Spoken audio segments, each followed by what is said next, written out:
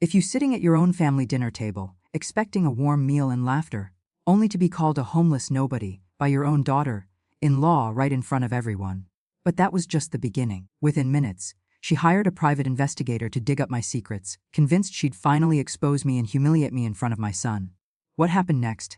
Let's just say when the truth came out, the entire room fell silent, and nothing in our family was ever the same again. You won't believe what the investigator uncovered. Stay with me, because this story will leave you speechless. You know, I used to look forward to Sunday dinners. There was a time when the clatter of dishes and the smell of roast chicken meant family laughter, and maybe a little gossip about the neighbors. But lately, these dinners have felt more like walking into a courtroom than coming home. Last Sunday was no exception. In fact, it was the night everything changed. I'd spent the afternoon in the kitchen, humming along to old Motown tunes, peeling potatoes and thinking about how quickly time passes. One minute you're chasing toddlers with sticky hands, and the next, you're setting the table for grown children who barely look up from their phones. I'd made all the favorites: mashed potatoes with extra butter, green beans with a hint of garlic, and my famous apple pie cooling on the counter.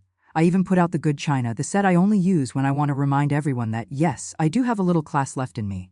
The family trickled in as usual. Thatcher, my only son, arrived first, carrying a 6-pack of craft beer and a smile that didn't quite reach his eyes. Blythe, his wife, followed close behind, her heels clicking on the tile like a metronome. She was dressed to the nines as always. Hair perfectly curled, nails painted a shade of red that probably cost more than my entire outfit.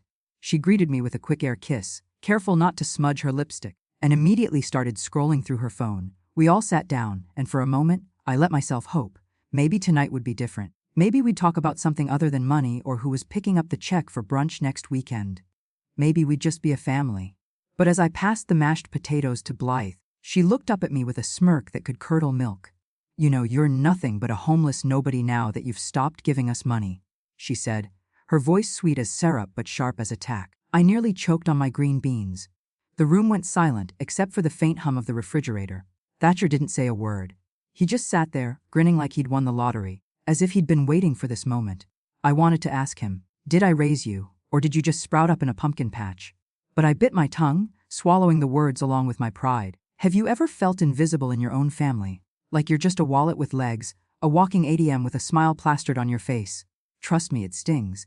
It's the kind of hurt that settles deep in your bones, the kind you can't just brush off with a joke or a glass of wine. I looked around the table, searching for a friendly face, but all I saw were eyes glued to screens and hands reaching for more food. I wondered when we'd stop being a family and started being a business transaction. When did love get replaced by ledgers and affection by account balances? Blythe didn't stop there. She set her fork down with a little too much force and leaned in, her eyes glinting with something I couldn't quite place. "I mean, really, what do you even do all day now that you're not working? Just sit around and wait for someone to take care of you." She laughed, a high, brittle sound that made my skin crawl. I wanted to tell her about my mornings volunteering at the shelter, about the books I'd finally had time to read, about the garden I'd started in the backyard. I wanted to remind her that I'd worked for 30 years, raised a son, paid off a mortgage, and survived more than my fair share of storms. But I knew it wouldn't matter. To Blythe, value was measured in dollars and cents, not in kindness or resilience. Thatcher finally spoke up, but not in the way I'd hoped. "Come on, Mom, don't be so sensitive. Blythe is just joking." He shot her a wink, and she giggled, clearly pleased with herself. I felt my cheeks flush with embarrassment and anger. Was this really my son? The boy I'd rocked to sleep, who used to bring me dandelions and call me his hero. I tried to change the subject, asking about their week, their work, anything to steer the conversation away from my so-called homelessness. But Blythe wasn't done. She launched into a story about her friend's mother, who'd just bought a condo in Florida and was living her best life. The implication was clear: why wasn't I doing the same? Why wasn't I making their lives easier, instead of being a burden? I forced a smile and nodded along, but inside I was crumbling. I thought about all the times I'd helped them out, paying off Thatcher's student loans, covering the down payment on their house, even slipping Blythe a little extra cash when she wanted a new car. I never asked for anything in return. I just wanted them to be happy, to feel secure. But now it seemed my generosity had become an expectation, not a gift. As dinner dragged on, I found myself retreating into my own thoughts. I remembered my own mother, who used to say, "No good deed goes unpunished." I used to laugh at that, thinking she was just being cynical. But now I wondered if she was right. After dessert, Blythe excused herself to take a call, and Thatcher disappeared into the living room to watch the game. I sat alone at the table, staring at the empty plates and wondering where I'd gone wrong. Was it my fault for giving too much?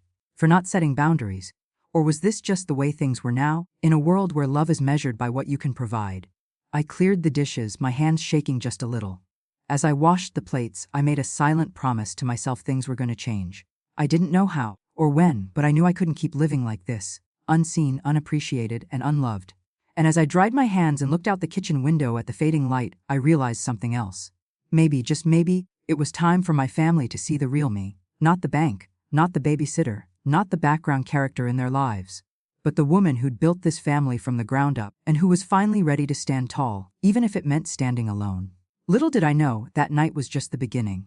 The storm was coming, and I was about to find out just how strong I really was. If you thought the dinner table drama was over, you'd be mistaken.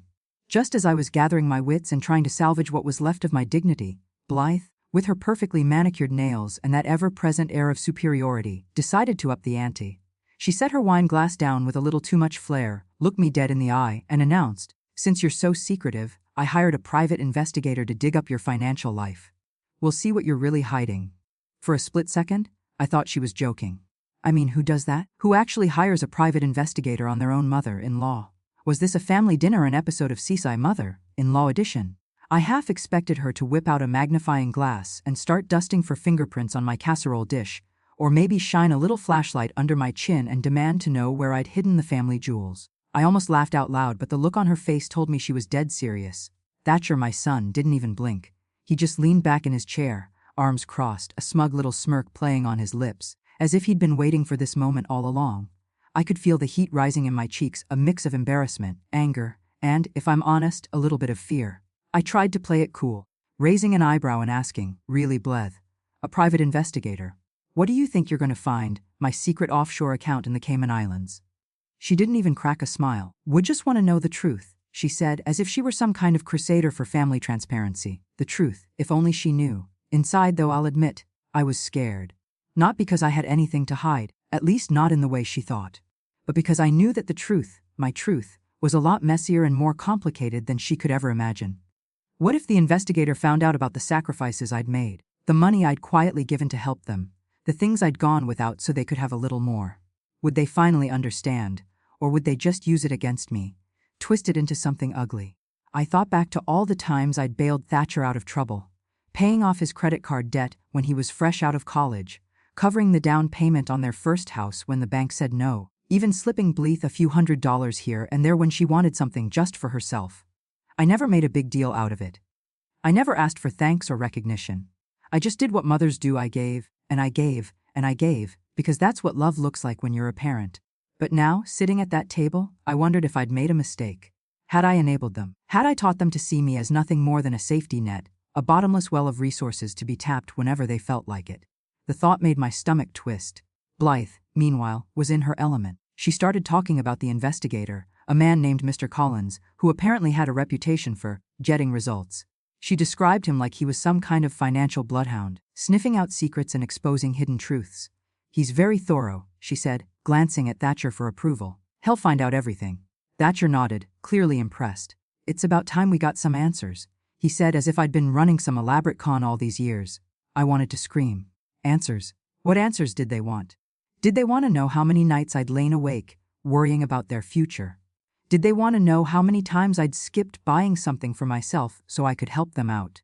Did they want to know about the little notebook I kept in my nightstand, where I tracked every dollar I'd given, not because I wanted it back, but because I needed to remind myself that I was still doing something good, even if no one noticed? I tried to keep my composure, but my mind was racing. What would Mr. Collins find? Would he dig up the old bank statements showing the transfers to Thatcher's account? Would he find the receipts for the mortgage payments I'd made on their behalf? Would he see the donations I'd made to the local women's shelter, the checks I'd written to help friends in need, the little acts of kindness that had nothing to do with my family, but everything to do with who I am? And if he did, would Blythe and Thatcher finally see me, not as a homeless nobody, but as a woman who'd given everything she had for the people she loved?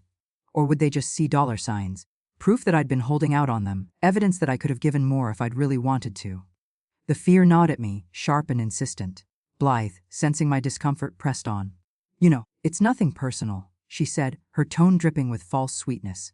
"We just want to make sure everyone's being honest." Honest. That word stung. I'd spent my whole life trying to be honest. to do the right thing, to put my family first. And now here I was, being treated like a criminal in my own home. I glanced at Thatcher, hoping for a flicker of the boy I used to know, the one who used to run to me with scraped knees and big dreams. But all I saw was a man who'd forgotten where he came from, who'd let his wife turn him against his own mother. I felt a wave of sadness wash over me, heavier than anything I'd felt in years.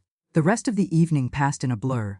Blythe and Thatcher talked in hushed tones, occasionally glancing my way as if I were some kind of puzzle they were trying to solve. I cleared the table, washed the dishes, and tried to keep my hands from shaking. I thought about calling my sister, or maybe my old friend Linda, just to hear a friendly voice. But I didn't want to burden anyone with my troubles. I'd always prided myself on being strong, on handling things myself. But that night, as I lay in bed staring at the ceiling, I felt anything but strong. I felt exposed, vulnerable, and more alone than I'd ever felt in my life. Still, somewhere deep inside, a tiny spark of defiance flickered. Let them dig, I thought. Let them see what real sacrifice looks like. Maybe, just maybe, this was the wake-up call my family needed. Maybe it was time for the truth to come out. Not just the numbers in my bank account, but the story behind them. The story of a mother who'd given everything, and who was finally ready to be seen. As I drifted off to sleep, I made another silent promise to myself: no matter what Mr. Collins found, I would hold my head high.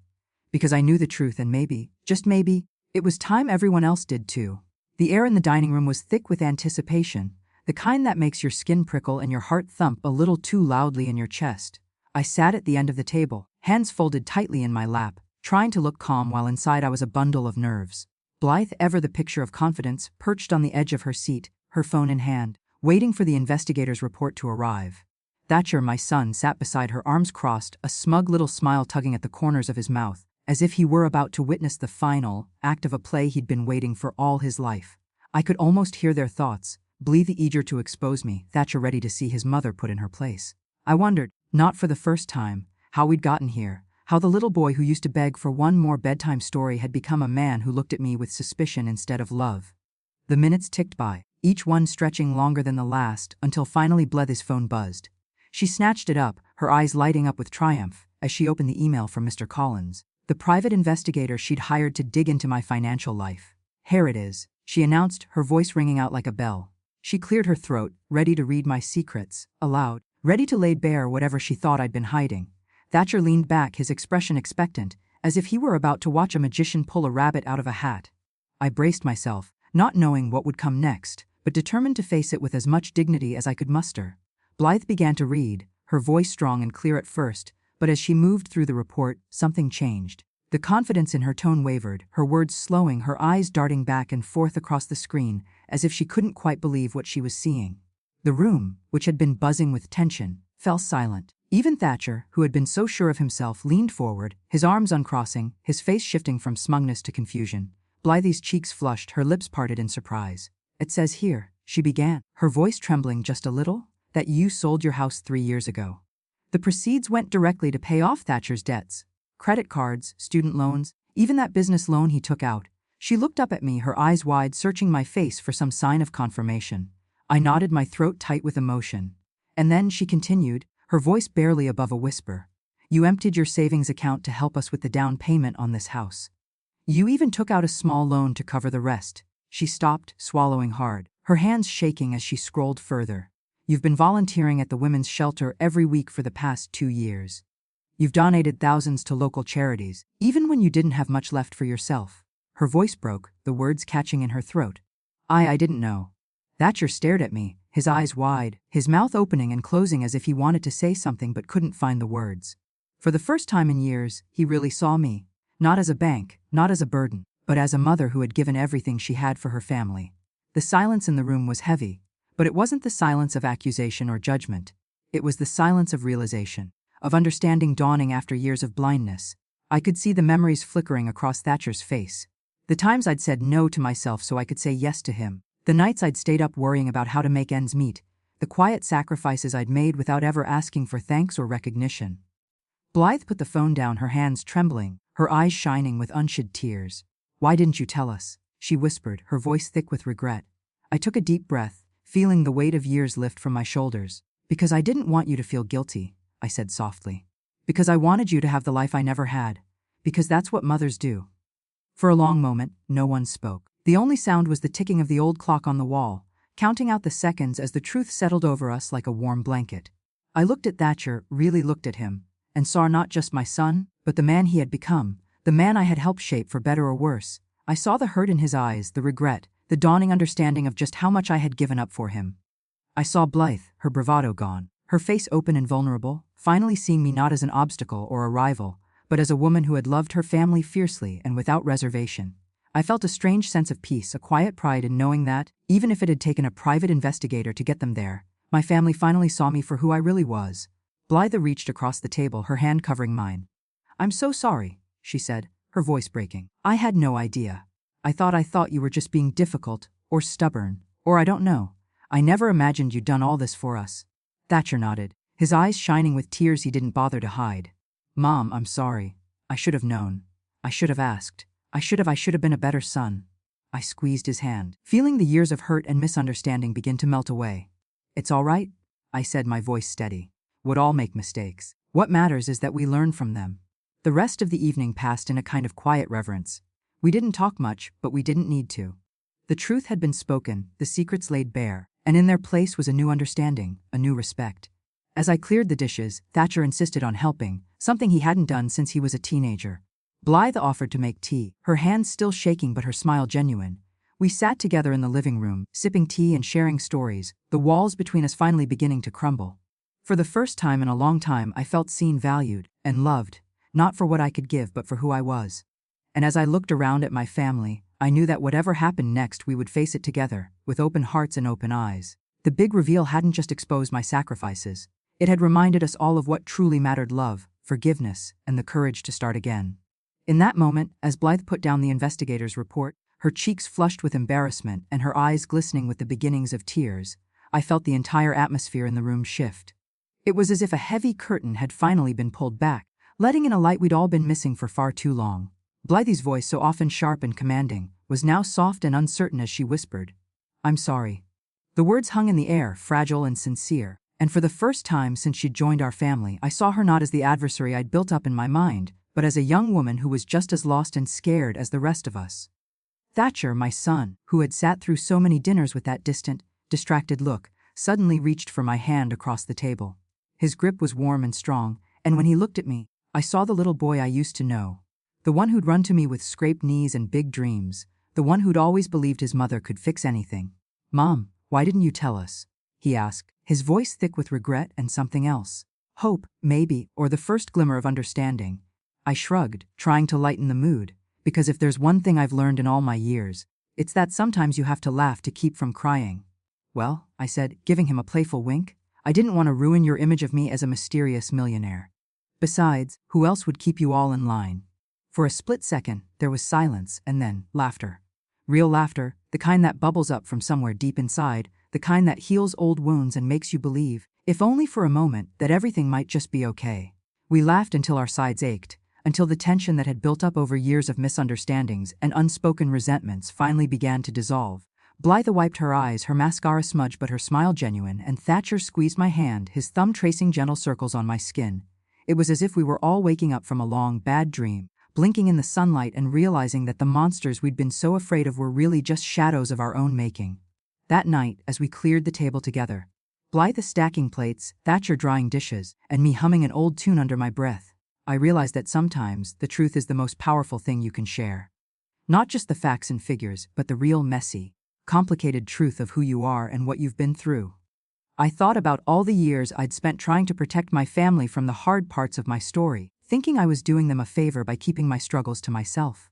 But maybe, just maybe, what they needed wasn't protection, it was connection.